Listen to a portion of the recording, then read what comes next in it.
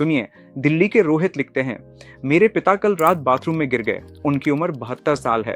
Doctor के अनुसार उन्हें तुरंत हिप सर्जरी की जरूरत है। पूरा परिवार घबराया है क्योंकि उनकी कभी सर्जरी नहीं हुई। हम पूछ रहे हैं, क्या सिर्फ आराम से ठीक हो सकते हैं? क्या कोई और विकल्प नहीं है? कृपया हमें समझाएं। रोहित, सबसे पहले मैं चाहता हूं कि आप एक गहरी सांस लें, क्योंकि जो आपकी फैमिली इस वक्त महसूस कर रही है, वो सुरक्षा की भावना, वो डर, वो उम्मीद कि शायद आराम से सब ठीक हो जाएगा, मैं ये हर रोज देखता हूं और ये पूरी तरह प्यार से ही आता है। लेकिन मुझे चाहिए कि उस कॉरिडोर में खड़े सभी बड़े बेटे बेटियां एक क्लिनिकल तथ्य को साफ साफ सुने, और मैं इस पर विस्तार से वापस आऊंगा। एक बुजुर्ग आदमी में हिप फ्रैक्चर ऐसा हाल नहीं है जो सिर्फ आराम करने से ठीक हो जाए। ये कलाई या बांह का फ्रैक्चर नहीं है जिसे स्थिर कर इंतजार किया जा सके, और सर्जरी के बेहतरीन नतीजों का समय काफी सीमित है। जो आपकी फैमिली अभी महसूस कर रही है वो सर्जरी पर बहस करने का समय नहीं है, ये समझने का समय है, और यही मैं आपको समझाने में मदद करना चाहता हूँ। क्या कोई आसानी से समझा सकता है कि हिप फ्रैक्चर असल में क्या है? डॉक्टर ऐसे शब्द इस्तेमाल करते हैं जो समझ नहीं आते और हम बस सिर हिला देते हैं, पर सच तो ये है कि हमें नहीं पता कि क्या टूटा है या ये पापा के साथ ही क्यों हुआ। प्रिया एम ने कोरा पर पूछा। प्रिया, आपका सवाल बिल्कुल जायज है। मैं इसे आसान भाषा में समझाता हूँ। हिप जॉइंट एक बॉल और सॉकेट जॉइंट होता है। बॉल यानी फिमोरल हेड, जो जांग की हड्डी का गोल ऊपरी हिस्सा होता है। ये पेल्विस में एक कप के आकार के सॉकेट में बैठता है। फ्रैक्चर लगभग हमेशा फीमोरल नेक पर होता है, जो बॉल के ठीक नीचे हड्डी का पतला हिस्सा होता है। ये जॉइंट का सबसे ज्यादा दबाव झेलने वाला हिस्सा होता है। अब आपके पापा के साथ ही क्यों हुआ? हड्डी एक जीवित ऊतक है। पूरी जिंदगी ये लगातार टूटती और फिर से बनती रहती है। खासकर 50 साल की उम्र के बाद पुरुषों में ये प्रक्रिया उन पुरुषों में और तेज हो जाती है जिन्होंने धूम्रपान किया हो, नियमित रूप से शराब पी हो या लंबे समय तक स्टेरॉइड का इस्तेमाल किया हो। हड्डी के टूटने की दर उसके फिर से बनने की दर से ज्यादा हो जाती है। इसका नतीजा होता है ऑस्टियोपोरोसिस, यानी हड्डी की संरचनात्मक कमजोरी, जिसे पुरुषों में गंभीर रूप से नजरअंदाज किया जाता है, क्योंकि हम इसे लगभग हमेशा सिर्फ महिलाओं से जोड़ते हैं। खासकर भारत में पुरुषों में ऑस्टियोपोरोसिस की न तो जांच होती है और न ही इसका पता चलता है, जब तक कि इस तरह की कोई घटना सामने ना आ जाए। आपके पिता को जो फ्रैक्चर हुआ है, हो सकता है कि यह पहली बार हो जब उनकी हड्डियों की सेहत की औपचारिक रूप से जांच हुई हो।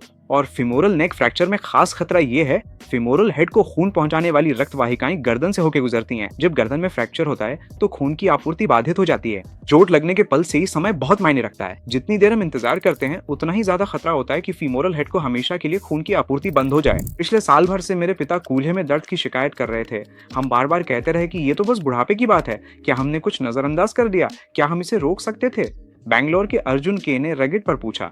अर्जुन, मैं इस सवाल का जवाब बहुत सोच समझ कर देना चाहता हूँ, क्योंकि मैं आपकी बातों में अपराध बोध महसूस कर सकता हूँ और मैं चाहता हूँ कि आप खुद को दोषी न माने। अक्सर ऐसा होता है कि कमर के पास दर्द, कुर्सी से उठते समय जकड़न, चलने के तरीके में बदलाव, ये सब लक्षण मौजूद होते हैं और इन्हें या तो गठिया, बुढ़ापे या फिर इस वजह से नजरअंदाज कर दिया जाता है क्योंकि उन्होंने खुद कहा कि वे ठीक हैं।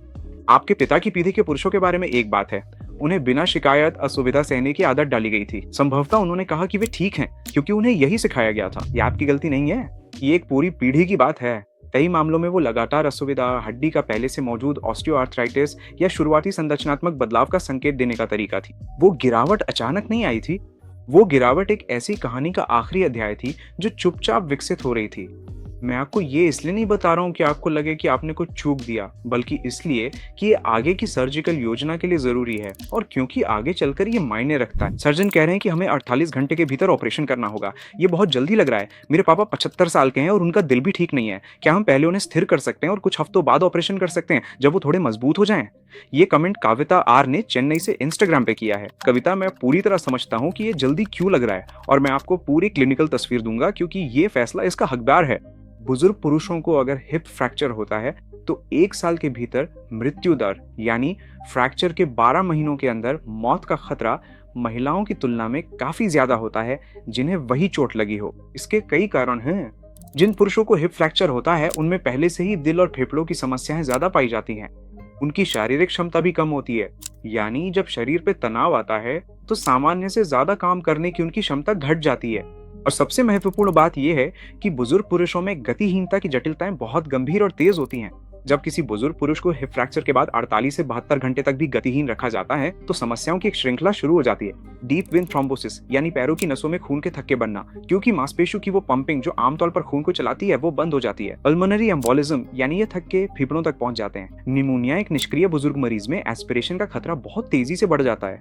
और जिन बुजुर्ग पुरुषों की सांस लेने की क्षमता जीवन भर धूम्रपान के कारण कम हो चुकी है, उनके पास लगभग कोई सुरक्षा नहीं होती। प्रेशर सोर्स यानी दबाव के घाव और तेज मांसपेशी क्षय।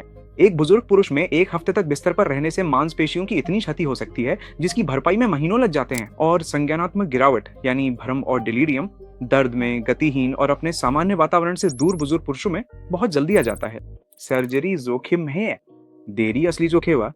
दुनिया भर में ऑर्थोपेडिक मेडिसिन की हर गाइडलाइन चिकित्सकीय रूप से स्थिर मरीज में कूल्हे की हड्डी टूटने पर 24 से 48 घंटे के भीतर सर्जिकल हस्तक्षेप की सिफारिश करती है। ये सिफारिश इसलिए है क्योंकि इसके बिना परिणामों पर जो डेटा है वो पूरी तरह स्पष्ट है। अगर रोहित की टिप्पणी कुछ वैसी ही लगी जैसी स्थिति से आपका परिवार अभी गुजर रहा है तो कृपया केवल डर के आधार पर यह फैसला ना लें। प्रैक्टो ऐप डाउनलोड करें, आज ही किसी ऑर्थोपेडिक विशेषज्ञ से जुड़ें और अपने पिता को उनके हक के जवाब दिलवाएं। प्रैक्टो के YouTube चैनल को सब्सक्राइब करें, क्योंकि जब सबसे ज्यादा जरूरत हो तो आपको वही जानकारी मिलनी चाहिए जो सच में मदद करती है।